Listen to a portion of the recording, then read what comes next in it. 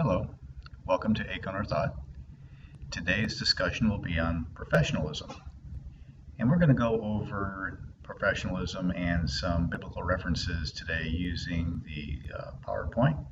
So I hope you enjoy the presentation. Starting out with professionalism, Titus talks in 1:7-13 that for an overseer, as God's steward, must be above reproach. He must not be arrogant or quick-tempered or greedy for gain, but hospitable, a lover of good, self-controlled, upright, holy, and disciplined. He must hold firm to the trustworthy word as taught, so that he may be able to give instruction in sound doctrine, and also to rebuke those who contradict it. I highlight some of these words that I feel are important in any kind of organization today, whether it be a faith-filled organization or not. And that is that a good leader, to be professional, must not be arrogant or quick-tempered, greedy for gain, but hospitable, a lover of good, be self-controlled, upright, holy, and disciplined, and be able to give instruction in sound doctrine. I think those are the key words in the scripture that highlight what professionalism really is all about. There's some examples of professionalism I have here today, and the first one is one I think we all relate to quite readily. A professional would be someone who is connected with a profession that is engaged and one where higher learning is involved. A lawyer is a professional person. A great deal of education and schooling goes into becoming a lawyer.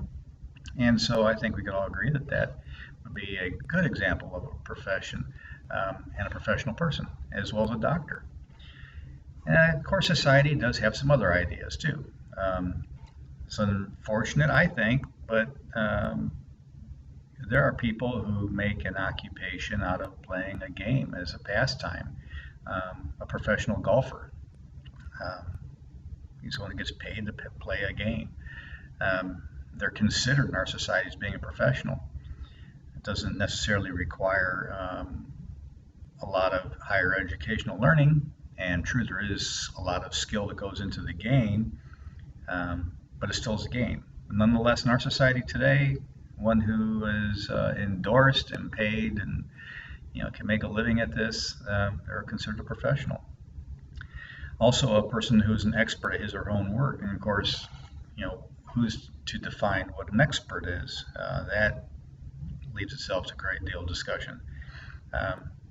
Sometimes just by listening to a person, we may feel that they are a professional because of their demeanor, the way they carry themselves, their vocabulary, and hopefully more credentials. But oftentimes that's not the case. So in these three examples, I consider the first one to be probably the best example of what a professional is by trade, and again, based on a higher learning. There are things that we can improve upon no matter what kind of a professional we are.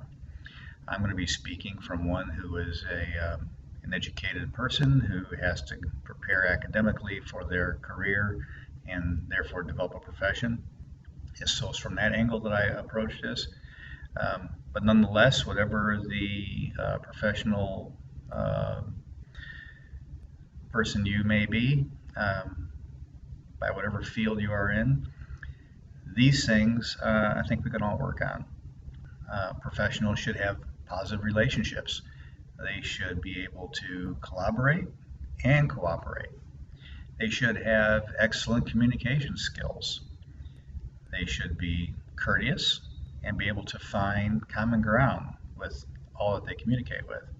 They should be careful with what they say, at the same time avoiding hostility, respecting boundaries, and maintaining a positive self-image. In essence, have a role model mentality And by all of these characteristics that I've described, and I'm sure we can extend this list for some more, be able to create and become and fulfill a role model. I think it's very important.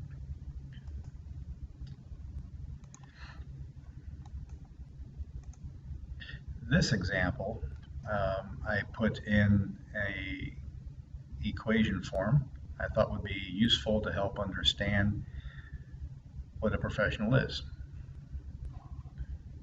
I simply make this simple. I say communication skills plus a positive self-image equals one who has the capacity to develop a role model mentality and in time can actually carry that role model mentality outward and express that in the way they carry themselves. Matthew 5:16 says, and I'll read the highlight, let your light shine before others. And I think those are the key words in this scripture. A good leader who is a professional should radiate the essence of who they are. And if the essence of who they are is good, then that should be quite evident in the positive energy that they generate from them and around them. And they should be able to create a positive self-image for themselves while at the same time expressing the capacity for others to also have a positive self-image and the desire to want to be around them. How to protect your professionalism is something that warrants a bit of discussion. It's very easy for us to get carried away in the moment, and it is in the moment that we often lose our professionalism. I think the most common example would be losing our temper, getting frustrated over a situation, feeling like we lose control, or don't have control over a situation. These kinds of things can create a environment where we have the potential to momentarily lose our professionalism, and we have to guard against that. The main thing is don't give away your power. Keep your strength under control. It's your inward peace that does not need to be affected by outside provocation or outside circumstances. And if you remember that, then that will help you maintain the capacity to be a professional in all kinds of situations that you fall into. How to protect your professionalism.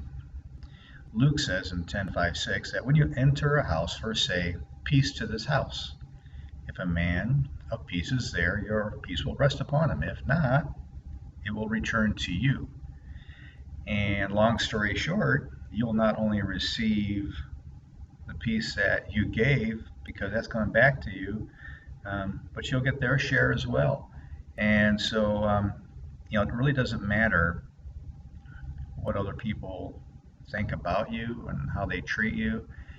When you walk into their environment or home or office and express the desire to share peace with them, and they don't share that with you, then it's a double blessing back to you. It's a shame they lose out. That's just all there is to it. That's really what the scripture is trying to say. So don't be disgruntled by people who do not return your positive attitude. That's going to happen. Basically, you have to live with that, but more so, they have to live with that.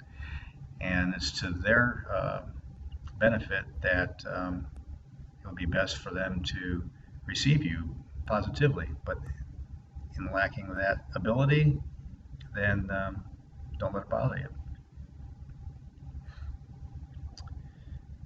Another thing that you can do to protect your professionalism is encountering people who I can best express it as are poisoned inside. Don't let that rub off on you. You will meet people who are bitter for all kinds of reasons that you can't even imagine. Some of them self-generated, some of them are because they're victims of circumstance. But whatever the case is, They're bitter, they're poisoned inside, and their mindset is just negative. So if someone is rude to you, just bless them, smile, and keep moving forward. That's really all you can do. Give it to God, let Him take care of it, and hopefully through Him and others, something positive can happen with those folks. But it's not for you to feel bad about that. Just as I say, bless them, smile, and keep moving forward. That's all you can do. It's your positive energy you're trying to protect, and you gave the opportunity to be helpful and hopeful for them, but they don't return that to you. So more for you, and maybe God can help them out with the help of others. That's really all I had today. I hope that this little slide here helps bring a smile to your face, and I thank you for listening to the video and reading the blog. And on that note, have a great day.